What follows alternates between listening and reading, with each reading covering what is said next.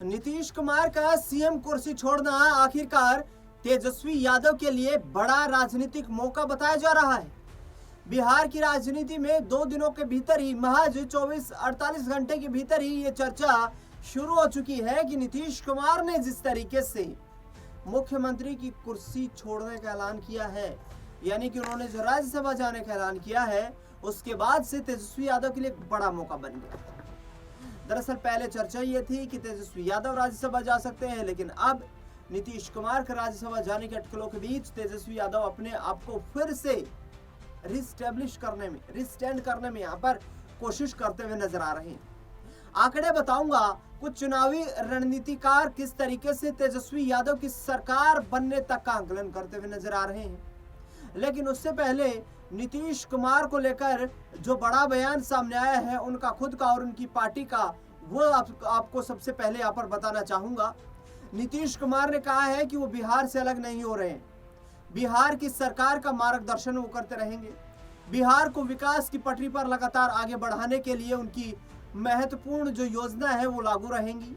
इसके साथ साथ नीतीश कुमार ने यह भी कहा है कि जो भी सरकार चलती रहेगी, जो मुख्यमंत्री रहेगा, उसका सीधे मार्गदर्शन करके और अहम योगदान हम बिहार को आगे बढ़ाने में देते हुए नजर आएंगे।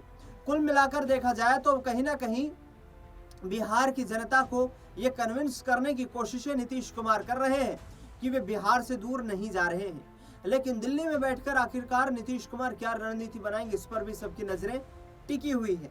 बहरहाल आपको बता दें कि तेजस्वी यादव के लिए आखिरकार राजनीतिक जानकारों का ये क्यों मानना है कि उनके लिए एक बड़ा मौका खड़ा हो गया है बिहार की राजनीति में अपने आप को फिर से सत्ता की कुर्सी के करीब जाने के लिए।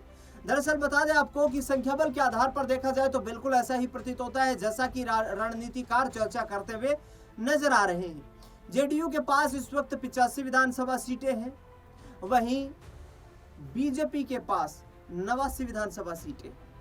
ऐसे में जिस तरीके से आरजेडी के पास 25 विधानसभा सीटें हैं, 6 विधानसभा सीटों पर विधायक जो हैं वो कांग्रेस के पास हैं, 5 सीटें वाम दलों के पास हैं और 5 सीटें एआईएमआईएम के पास हैं, 1 सीट बीएसपी के पास है।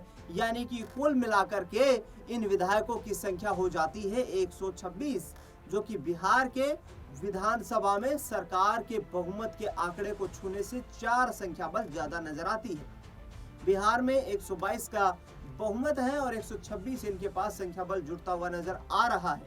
यदि ऐसी कोशिशें करे तेजस्वी यादव और उन्हें जेडीयू का समर्थन मिल पाए तो यहाँ पर बीजेपी को बड़ा झटका दे सकते हैं। और इससे पहले भी ऐसा नीतीश कुमार की पार्टी की तरफ से किया गया है कि चुनाव लड़ा बीजेपी के साथ, बीच में साथ छोड़ दिया, आरजेडी के साथ चले गए, डिप्टी सीएम तेजस्वी को बना दिया और सरकार चलाते रहे। फिर झटका दे दिया तेजस्वी को, बीजेपी के साथ दोबारा वापस आ गए, सीएम खुद नीतीश कुमार बने रहे, डिप्टी सीएम बीजेपी का बना दिया, फिर सरकार चलाते रहे। तो नीतीश कुमार चित भी पट भी दोनों तरीके से राजनीति करते हुए 25 सालों से बिहार की राजनीति में देखे जा रहे हैं। लेकिन जिस तरीके से पिछले 20 सालों से वो लगातार बिहार की सीएम कुर्सी पर बैठे हुए हैं, 20 साल से अधिक वक्त हो गया है, जिसको लेकर पुराना इंजन, खटारा गाड़ी, पुरानी गाड़ी, पुराना ड्राइवर, नई गाड़ी, ये तमाम बातें जो हैं ये कही जाती रही तेजस्वी यादव की तरफ से चुनाव के दरमियान। लेकिन अब उन्हीं तेजस्वी यादव को ये उम्मीद है कि चाहे सीएम कुर्सी जेडीयू ही क्यों न रख ले, लेकिन किसी भी तरीके से उन्हें सत्ता में शामिल होने का चांस मिल जाए। आसान नहीं होगा क्योंकि बीजेपी के पास 89 विधायक हैं, 19 विधायक चिराग पासवान के पास हैं, जीतन राम मांझी और आरएलएम यानी कि उपेंद्र कुशवाहा की पार्टी का समर्थन भी एनडीए के साथ मौजूद है। तो संख्या बल वहां भी बहुत कम नजर नहीं आता है।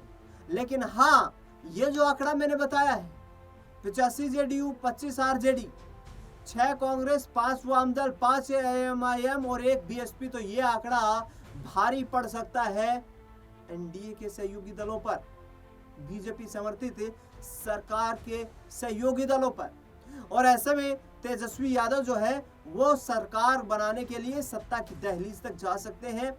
खबरें ये भी लगातार आ रही है कि किसी बड़े आरजेडी के नेता के द्वारा कहीं ना कहीं जेडीयू खेमे पर भी नजर रखी जा रही है कि जेडीयू खेमे को मुख्यमंत्री की कुर्सी फिर से ऑफर करके नीतीश कुमार चाहे राज्यसभा चले जाएं, लेकिन बिहार में उनकी सरकार चलती रहे और जेडीयू खेमे को फिर से मजबूत करके यहाँ पर और सरकार वो चलाते हुए बिहार में नजर आए। तेजस्वी यादव के पास बिहार में देखा जाए तो खोने के लिए कुछ भी नहीं है। 4 सांसद जरूर है उनकी पार्टी से, लेकिन विधायकों की संख्या बल सिर्फ उतनी ही नजर आती है जितनी की विधानसभा में बैठने के दौरान विपक्ष के नेता चुनने में समर्थन चाहिए। यानी कि 25 विधायक तेजस्वी यादव के पास हैं। तेजस्वी यादव की अब कोशिश ये है कि किसी भी तरीके से चाचा ने जो पलटी मारी थी वो पलटी वापस एक बार फिर से उनके समर्थन में मार दें और उनकी सरकार में बैठने की राह जो है वो आसान हो जाए।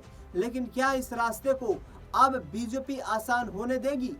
क्या इस रास्ते को भारतीय जनता पार्टी बीच से ही नहीं काट देगी? ये सबसे बड़ा सवाल है, क्योंकि बीजेपी के पास बिहार में ताकत अधिक मौजूद है। 89 विधायकों का संख्या बल उनके पास मौजूद है, जो कि बिहार की राजनीति में कहीं ना कहीं आरजेडी पर भारी पड़ता हुआ नजर आता है। सबसे बड़े राजनीतिक दल के रूप में उनको बिहार की राजनीति में स्थापित करता है। तेजस्वी के लिए ये गोल्डन चांस है कि बिहार की राजनीति में अब अपने फेवर में एक ऐसा माहौल बनाए जिससे कि नीतीश कुमार और बीजेपी को आगामी वक्त की राजनीति में चुनौती देने का यहाँ पर या एक अच्छा जो है उन्हें मौका तलाशना जो चाहिए था वो मौका मिल चुका है। लेकिन आगामी वक्त में नीतीश कुमार क्या पटना से दूर रहकर, क्या बिहार से दूर रहकर अपनी पार्टी को भी बचा पाएंगे, एकजुट रख पाएंगे? ये भी सबसे बड़ा सवाल है, क्योंकि पिछले दिनों जिस तरीके से खबरें सामने आई कि आरएलएम जो है यानी कि राष्ट्रीय लोक मोर्चा उपेंद्र कुशवाहा की पार्टी जो है उसके बीजेपी में विलय की खबरें सामने आ गई थी। और बीजेपी में विलय की खबरें सामने आते ही सीधे संकेत ये थे कि अब भारतीय जनता पार्टी छोटे राजनीतिक दलों के साथ साठगांठ करके यानी कि उनका विलय करके या फिर उन्हें महत्वपूर्ण पद दे करके अपने पक्ष में करके बिहार में सबसे बड़ा राजनीतिक दल बनने का प्रयास किया जाएगा। होली के दिन ही ये ऐलान हो चुका था कि उपेंद्र कुशवाहा की जो पार्टी है आरएलएम जो है उसका विलय भाजपा में बहुत ही जल्द हो सकता है। उपेंद्र कुशवाहा को दोबारा से राज्यसभा भेजे जाने की भी लगातार बातचीत तो चल रही थी, जिसको लेकर के कहीं ना कहीं बीजेपी के हाईकमान के जो नेता हैं वो भी चिंतन मंथन करते हुए नजर आ रहे थे। उपेंद्र कुशवाहा को यदि राज्यसभा की एक सीट और इसके साथ साथ दीपक प्रकाश जो कि बिहार सरकार में कैबिनेट मंत्री हैं, उपेंद्र कुशवाहा के बेटे हैं, उनको कैबिनेट में रखा जाना, इससे बड़ा क्या चांस हो सकता है? तो इसी टर्म्स पर, इसी कंडीशंस पर उपेंद्र कुशवाहा अपनी सहमति जताते हुए नजर आए। लेकिन क्या मैंने जो डाटा बताया 85, 25, 6, 5, 5, 1 का, इस पर तेजस्वी यादव विचार करेंगे और यदि विचार करेंगे तो जेडीयू से क्या भरपूर उन्हें समर्थन मिल पाएगा? जेडीयू को सीएम कुर्सी देने के बाद भी ये देखना बेहद दिलचस्प रहेगा। इस खास रिपोर्ट में फिलहाल के लिए